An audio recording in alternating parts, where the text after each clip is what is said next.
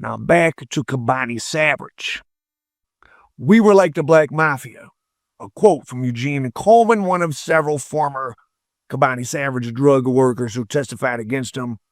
Coleman would come to regret his testimony, as it was his family that was firebombed in the row house, leading to Savage being on death row. And Kabani Savage was heard on the wiretaps joking about Coleman needing barbecue sauce when he went to ID his family.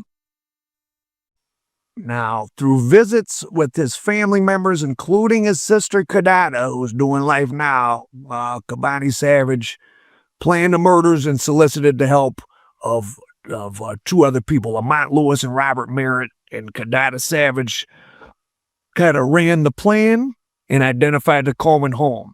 Then Lewis and Merritt, in the early morning hours of October 9th, 2004, drove to the Philadelphia row house, fired warning shots into the residence, or fired shots into it. I don't know. They weren't warning anyone because they didn't let them leave, and threw two full gasoline cans with a lit cloth fuse into a house. And Kadata knew she wanted the people to be home. The victims were Marcella Coleman, 54, Tamika Nash, 34, Sean Rodriguez, 15, Taj Porche, 12, Khadijah Nash, 10 months, and Damar Jenkins, 15 months. Sometimes the worst crimes pay the least. You know what he got paid? $2,000 and a bottle of PCP for killing the Coleman family.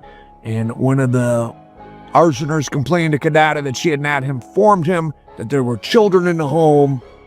And when Coleman learned that his family had been, he entered the protection of the U.S. Marshals Witness Security Unit.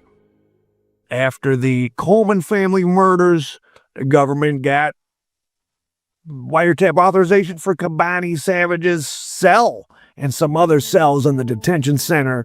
And Kabani was unrepentant. He was threatening to kill more witnesses on his conversations in prison. And there was a bunch of other cases that spun out of Tommy Hill and Kabani Savage and people in Kabani Savage's cell and other cells talking. So Savage's savagery brought down a whole lot of people that were just probably trying to make money and working on finishing up this new documentary, Beyond Street Dreams. And that's one of the things, you know, there's two kind of people in the street, even at the top of the food chain. Well, the people at the top of the food chain are trying to make money.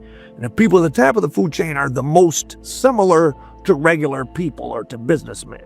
They're not exactly the same, but they're in it for the money. And you'd be surprised, people that are like different people I've worked with, the Brown family, the Davis family here in Detroit, that way at the top of the food chain of the drug business, and they have no allegations of any violence against them by federal or state government. Now, I would imagine loss in the midst of time to you know, maybe some things happened here or there over the years, but wasn't much, and none of it's ever been charged.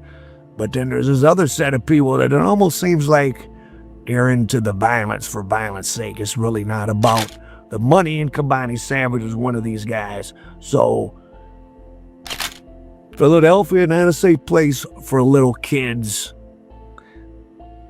Members of the Philly Black Mafia convicted of taking out some kids back in the mid-'70s at Kareem Abdul-Jabbar's house. And Kabani Savage ordered the murder of children from his prison cell during this case. They call it Philadelphia for a reason. Kabani Savage is not free. He will be serving out his life in federal prison, where life means life. I doubt if he'll be getting out, but he's off death row. Al Prophet, American Dope.